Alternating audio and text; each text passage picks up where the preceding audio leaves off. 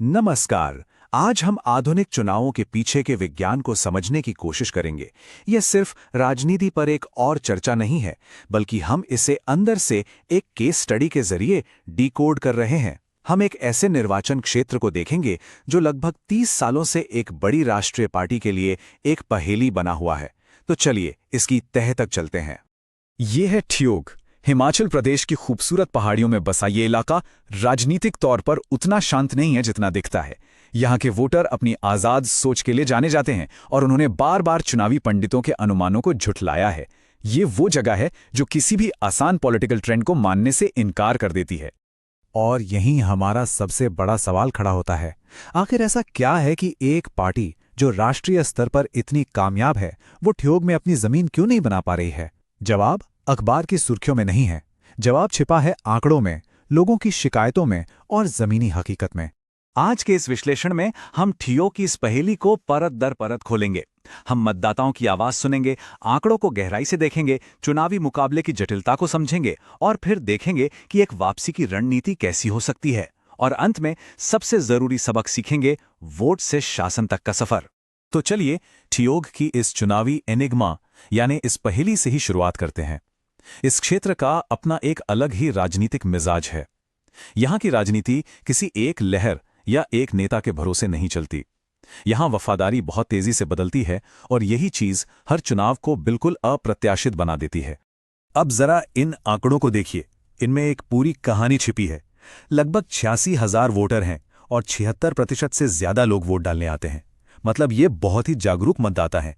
1993 के बाद से यहां कांग्रेस, निर्दलीय और यहां तक कि सीपीआईएम ने भी जीत हासिल की है। साफ है कि यहां के वोटर किसी एक पार्टी से बंधे नहीं हैं। वो हर चुनाव में मुद्दों और उम्मीदवारों को अपने तराजू पर तौलते हैं और फिर अपना फैसला सुनाते हैं। लेकिन देखिए, राजनीति सिर्फ नंबरों का खेल तो है नहीं, ये लोगों से जुड़ी है, उनकी उम्मीदों और उनकी परेशानियों से। तो चलिए अब आंकड़ों से हटकर जमीन पर उतरते हैं और ठियोग के लोगों की असल चिंताओं को समझने की कोशिश करते हैं। यहां 3 बड़े मुद्दे हैं जो ठियोग में लोगों की रोजमर्रा की जिंदगी पर सीधा असर डालते हैं। पहला, सड़कों की हालत। सोचिए, केवल 61% गांवों तक ही पक्की सड़कें हैं जो हर मौसम में चल सकें। दूसरा, सेब का संकट जो इस इलाके की अर्थव्यवस्था की रीढ़ है। और तीसरा, युवाओं में बेरोजगारी, जिसकी वजह से परिवारों के परिवार टूट रहे हैं क्योंकि नौजवानों को काम की तलाश में घर छोड़ना पड़ रहा है। ये एक लाइन सब कुछ बयां कर देती है। ये वोटरों की उस गहरी भावना को दिखाती है जहां बड़े बड़े भाषणों से ज्यादा रोजमर्रा की हकीकत मायने रखती है। यह हमें याद दिलाता है कि राजनीति का असली मकसद लोगों के जीवन को बेहतर बनाना और उनकी गरिमा का सम्मान करना है। और एक जिम्मेदार संवाद वो होता है जो लोगों के वास्तविक अनुभवों पर टिका हो, जहां हर आवाज को सुना जाए। चलिए अब वापस ठोस आंकड़ों की तरफ चलते हैं, क्योंकि लोगों की भावनाएं जरूरी हैं, लेकिन आंकड़े हमें वो पैटर्न दिखाते हैं, वो वजह बताते हैं जिनकी वजह से चुनावी नतीजे वैसे आते हैं जैसे वो आते हैं। डेटा हमें बताता है कि आखिर क्यों ऐसा हो रहा है। ये टाइमलाइन एक बहुत साफ कहानी कह रही है।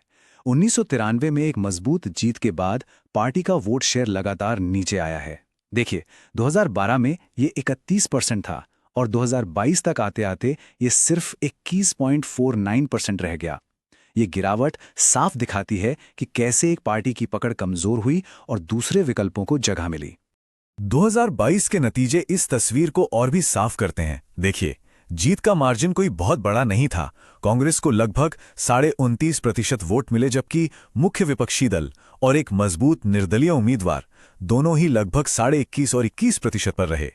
मतलब वोट बुरी तरह बढ़े हुए थे और निर्दलीय उम्मीदवार ने एक बहुत बड़ी भूमिका निभाई। और ये है वो नंबर जो पूरी कहानी कह देता है, 7.99%। बस इतना ही था 2022 में जीत का अंतर। सिर्फ 5,269 वोटों ने हार और जीत का फैसला कर दिया।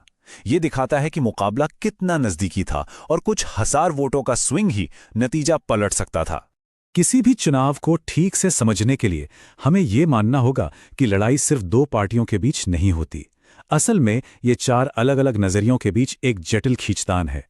हम इसे चतुर्मुख सिद्धांत कहते हैं, जो हमें चुनाव को 4 अहम खिलाड़ियों की आंखों से देखने में मदद करता है। आइए इस टेबल को समझते हैं। सबसे ऊपर है पार्टी का हाईकमान, जो डबल इंजन सरकार जैसी बड़ी बातों पर जोर देता है। फिर हैं उम्मीदवार अजय श्याम, जो अपनी साफ छवि और छोटे छोटे वादों पर ध्यान दे रहे हैं। तीसरी तरफ है विपक्ष कांग्रेस, जो रुकी हुई परियोजनाओं जैसे स्थानीय मुद्दों को हवा दे रही है। और सबसे नीचे लेकिन सबसे अहम है वोटर। उन्हें बस अपनी रोजमर्रा की जरूरतों के लिए ठोस काम चाहिए, सड़कें, नौकरियां और मदद। आप देख सकते हैं कि चारों की प्राथमिकताएं एक दूसरे से कितनी अलग हैं। तो हमने समस्या को समझ लिया, उसका विश्लेषण कर लिया। अब सवाल उठता है कि समाधान क्या है। इस चुनावी ट्रेंड को पलटने के लिए एक व्यवस्थित कदम दर कदम योजना कैसी दिख सकती है? आइए एक 90 दिन के ब्लूप्रिंट का खाका देखते हैं। कोई भी रणनीति अपनी ताकत और कमजोरी को पहचानने से शुरू होती है। यहाँ मजबूत केंद्रीय नेतृत्व एक बड़ी ताकत है, लेकिन स्थानीय गुटबाजी एक बहुत बड़ी कमजोरी। इसी तरह विकास की चाहत एक मौका है, तो वहीं मजबूत स्थानीय प्रतिद्वंदी और युवाओं की नाराजगी एक बड़ा खतरा है। एक कामयाब रणनीति इन चारों चीजों को साथ लेकर चलती है। और ये है वो पूरी ऑपरेशनल योजना। ये चुनाव से ठीक 90 दिन पहले शुरू होती है। पहले जमीनी सर्वे से, फिर जनता दरबार, मीडिया कैंपेन और आखिर में चुनाव के दिन बूथ मैनेजमेंट तक। हर कदम का एक साफ मकसद है। ये दिखाता है कि एक आधुनिक राजनीतिक अभियान में कितनी सटीकता और अनुशासन की जरूरत होती है। अब थियोग के इस केस से थोड़ा बाहर निकलते हैं और देखते हैं कि ये भारतीय राजनीति के लिए क्या बड़े सबक देता है। क्योंकि थियोग की कहानी सिर्फ एक सीट की नहीं है, ये एक बड़े बदलाव की तरफ इशारा कर रही है। और सबसे बड़ा सबक यही है, आज का चुनाव राष्ट्रीय लहरों पर कम और स्थानीय समस्याओं को सुलझाने और वोटरों के साथ भरोसा बनाने पर ज्यादा निर्भर करता है। और भरोसा कमाने का एक आधुनिक तरीका है मतदाताओं की जानकारी का सम्मान करना। आज के डिजिटल दौर में पार्टियों को यह सुनिश्चित करना होगा कि वो लोगों की सहमति से ही उनकी जानकारी का इस्तेमाल करें और उनकी निजता को सुरक्षित रखें। ये भी अच्छे शासन का एक बहुत जरूरी हिस्सा है।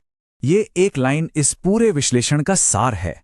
भीड़ और शोर ये सब अस्थायी हैं। जरूरी नहीं कि ये वोट में बदल जाएं, लेकिन भरोसा जो जमीन पर काम करके और सच्ची सेवा से कमाया जाता है, वही एक स्थायी जीत की नींव रखता है। और हम आपको इसी एक विचारोत्तेजक सवाल के साथ छोड़ जाते हैं। क्या हम एक ऐसे दौर में जा रहे हैं जहां वोटर बड़ी बड़ी विचारधाराओं से ज्यादा इस बात पर ध्यान देंगे कि कौन उनकी समस्याओं को बेहतर ढंग से हल कर सकता है? किसका सिस्टम भरोसे के लायक है? ये वो सवाल है जो आने वाले सालों में हमारे लोकतंत्र की दिशा तय करेगा।